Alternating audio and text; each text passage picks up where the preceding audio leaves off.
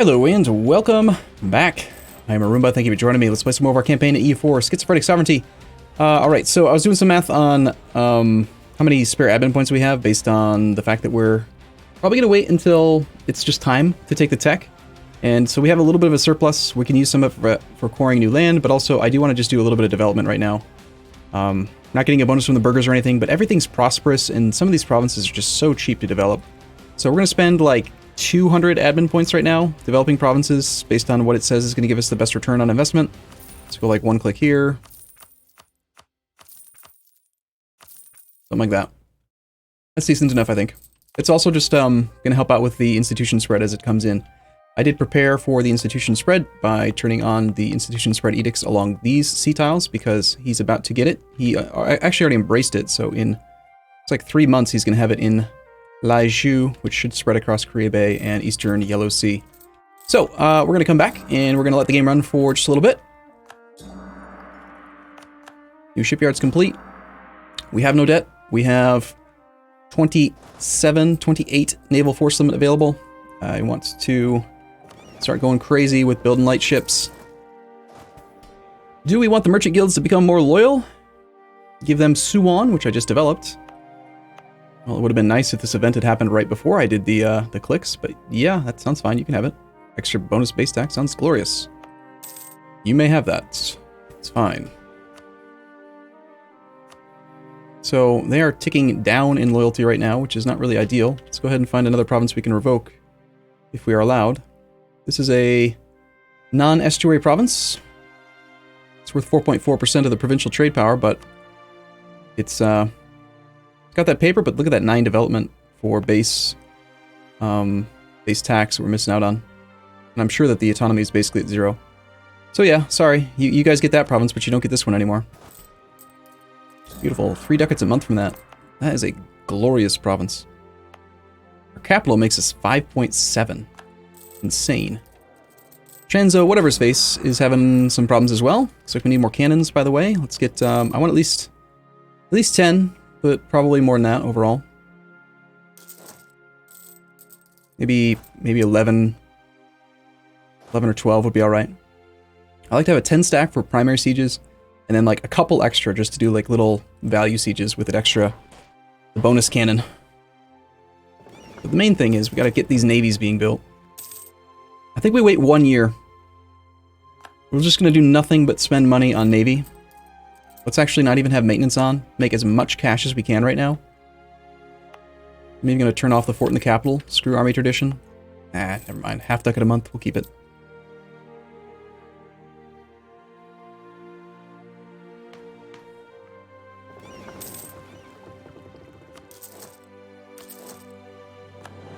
Apparently they want my money now.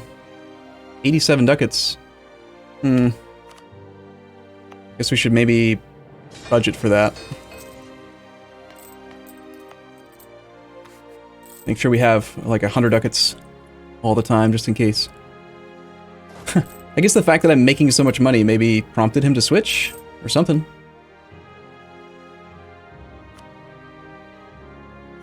Alright, so we still have to build 25. Jesus. 25 more ships, but we're going to capture some, so maybe we only build like 20. That's like 400 ducats worth of ships. We make 300 ducats... Sorry, 30 ducats a month. That's only 13 months of income, but we also lose 100 of it to Mr. Mingman. Can't break the relationship with Ming yet, because then we can't attack Japan.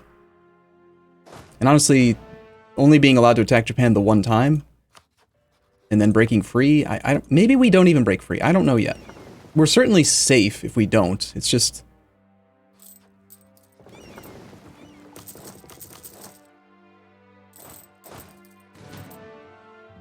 I'm not sure. Will AI Korea do a good job? If I give him colonial... Oh, he's going after Mongolia. Forced tributary.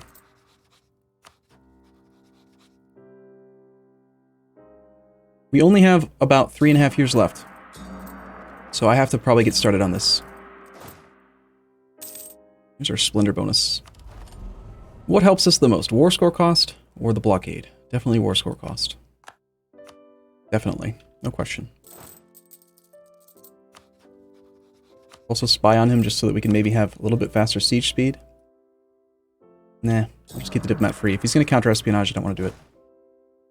Alright, one last little quick check to see how relative strength of the alliance looks. We've got more troops. We have half as much manpower.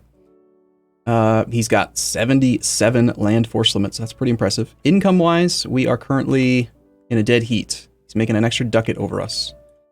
We've actually kind of caught up as far as development goes. For army composition, he's got a discipline advantage. He's got a professionalism minor advantage. A little bit of army tradition over us. And we do have 2 more cav than he does.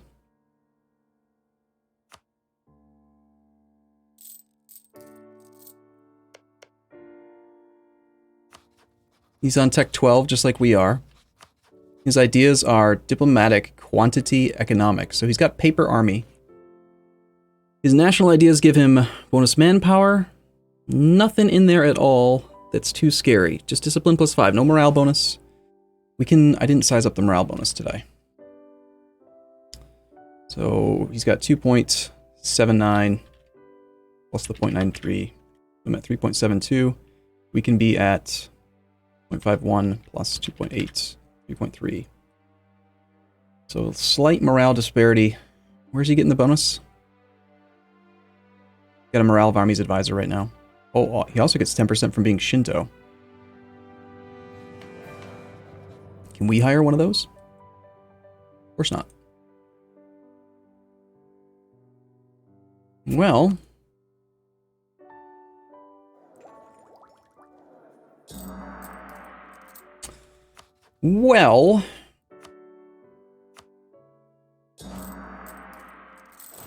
we have to go to war with him anyway. We just have to. He's our arch enemy. Please stop queuing boats behind boats. Please build boats the right way.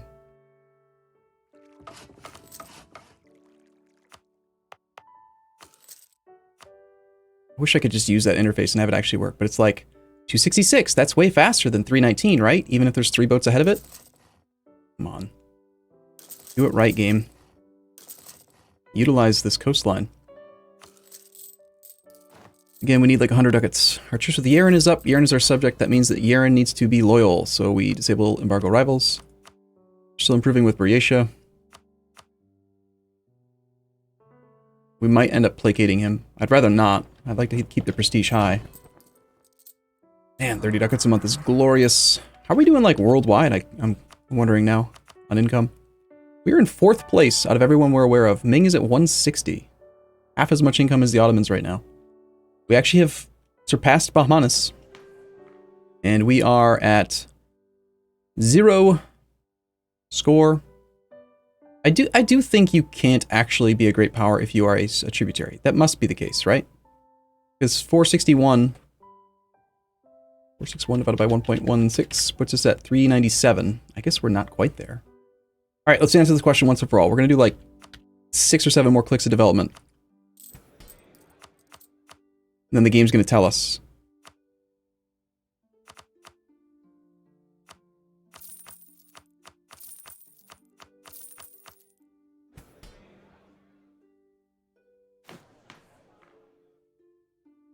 $467 divided by 1.16. 402. Damn it. I'm at 402.58. I still think we'll have time to get the tech very close to on time. But let's just do a Diplo click this time, just to maybe not go too crazy. One last check, and then I'm done, I swear. 468 divided by 1.16 is 403.45. So let's see if next month we become a great power or not. I don't think we will, is my prediction. I don't even know what we would really do with being a great power, aside from maybe influencing our nations. That could be a thing. Okay, so either the math is wrong, like maybe, or I am correct that you can't actually be a great power while being a subject.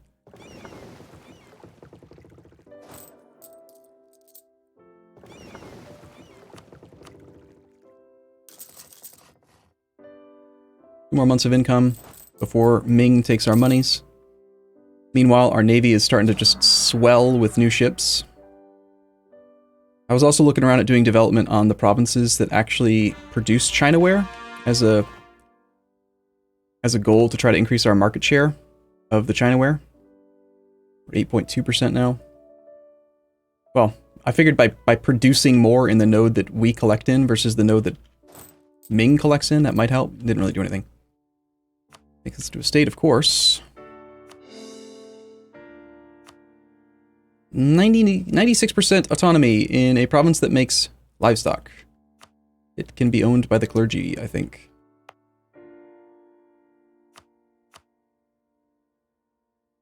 And, beyond that, you're okay. Clergy still have too much land. Let's find provinces that are low on autonomy and revoke them. Ooh, especially like this one with the trade good. The half naval supply. Get that nice big one back. Political capital. Gain legitimacy. Or gain stability. Beautiful. Level 3 stability with no corruption. We can now get rigorous researchers. Land focus has expired. Okay. 80 naval supply. Royal marriage from Yeren. Yes.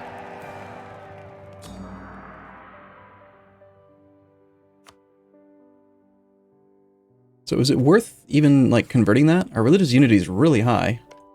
If we take a few more of these provinces... We need 20 development to be able to harmonize. The next war with Yeren... Not Yeren. Fortune. Double reconquest, give, like, all this stuff back to the two subjects. Maybe what I do is I declare I just sit and build boats for a while, and then I declare the Japan war after the Korchin War. Because the Korchin War is going to be quick and easy, and I don't want to get stuck in a long war with Japan and be unable to do this war. I think it might make more sense to hold off on Japan a little bit longer. Not to mention that lets us build more boats.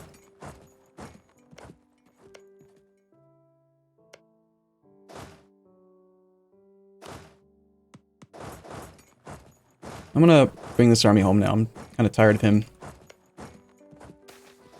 taking 17 of my troops. Incompetent diplomats lose diplo points or limited claim fabrication. Cost to fabricate claim goes up. More aggressive expansion, we lose prestige. I don't want to lose prestige. It's too important right now. You want my 84 ducats. Fine, you may have it.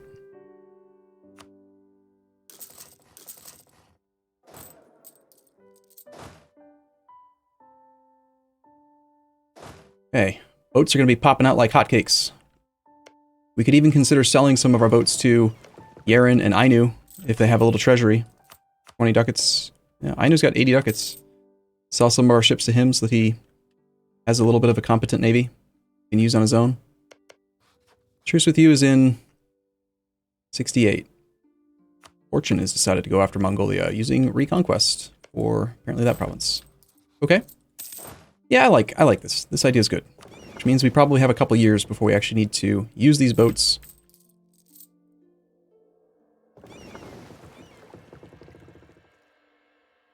I'm gonna mothball the heavies.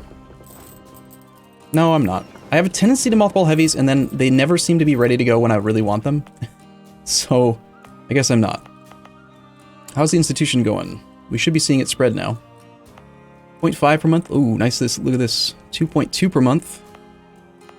Our capital is glorious at 3.6 per month.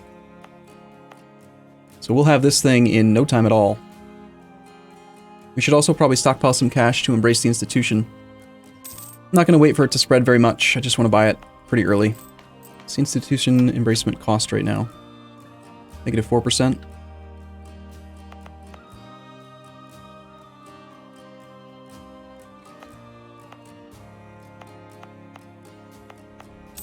And this is actually only with the nearby friendly province. It's not even an adjacent bonus. Adjacent has printing press and loyal clergy.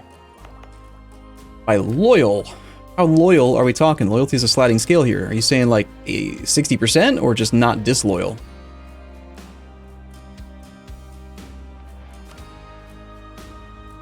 Well, either way, we can donate some cash to him. Although, honestly, it's probably not going to save us any money to do that.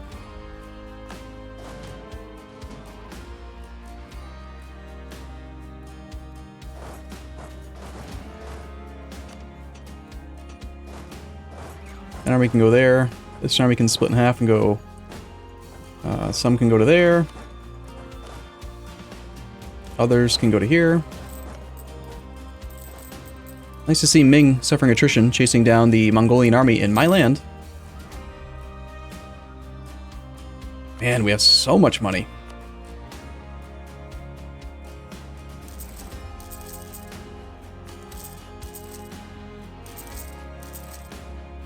Spending spree. More boats.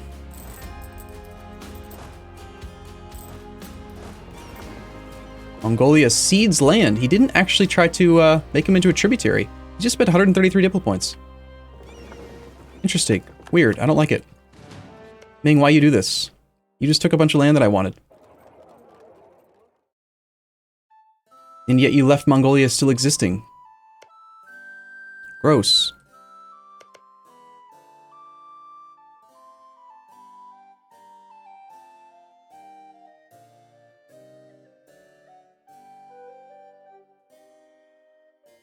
And he must have returned land to Korchin, because this land wasn't here earlier. Yes, I know, I probably could have known what he'd done if I just read it, but... why would I read it? He has a 14 stack. 10 in the front row. Where are all my cav? Get the cav down there. Get the extra cannons down there. Hell, we got a huge supply there. Everyone go there. Let's just get near his army so we can murder it.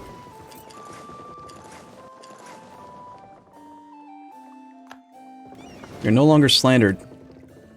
I would say there's a pretty damn good chance that the only person that's slandering us is Japan, so I guess we maybe should counter-espionage him.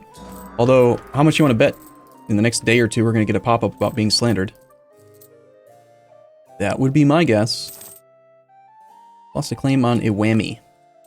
Alright. Need more boats. How's that percentage of stuff going? Paper, 7%. Chinaware, 9%. Yay, it's at 9%. It's going up. And the truce?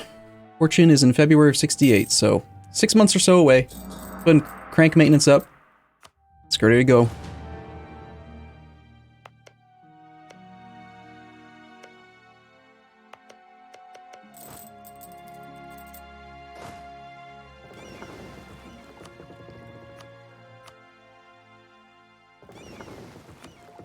Still have to do this manually because the auto fleet build thing is too dumb to do it for me.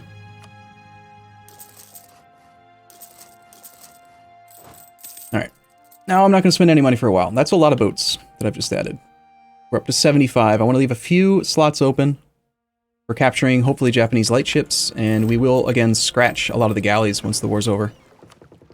Although we aren't declaring that war yet. We're declaring this war really quickly, hopefully annihilating the army. Do a quick siege of the capital. He does annoyingly have a fort up there, so we need to have 10 cannons ready to go straight up to that fort. And he'll probably do a wall breach. We only have 10 cannons total right now, right? Okay, so this 5-stack quickly takes the capital for enthusiasm modifiers.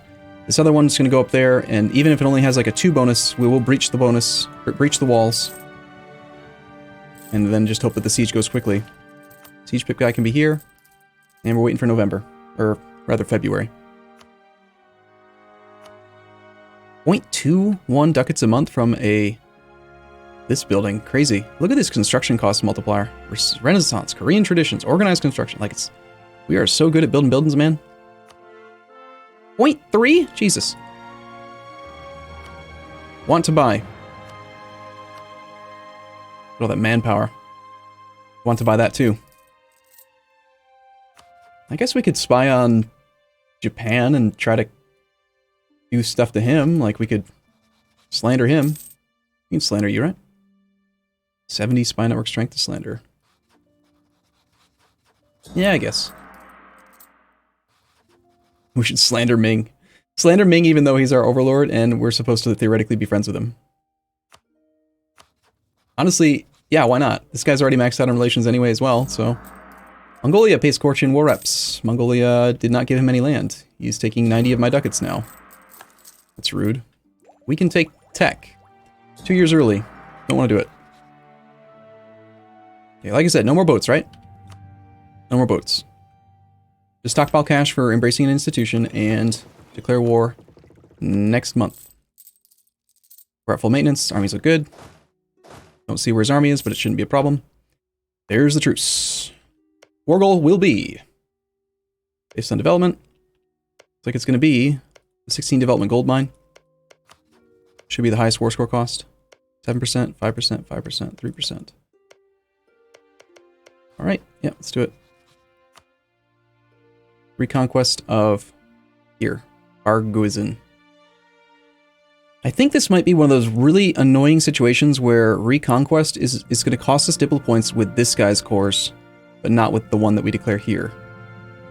So we should do it probably based on the highest war score cost, but also on development. This guy's only got, like, what, 12, 15 development, something like that? Arguizin.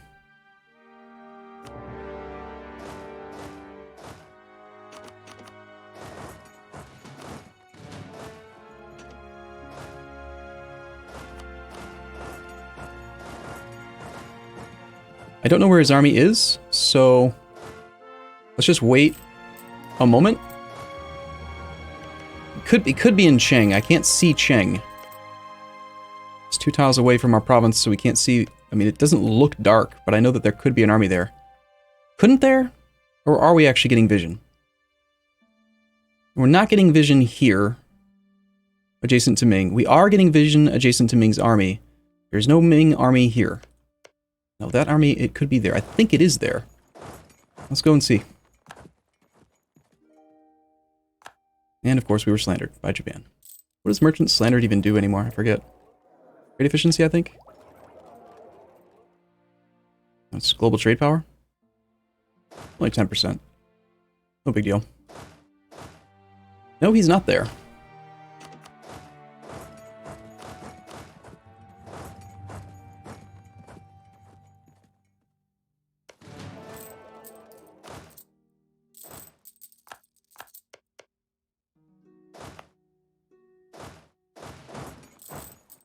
Well, I have no idea where his army is then. He's got a 10 stack with 3 cannons.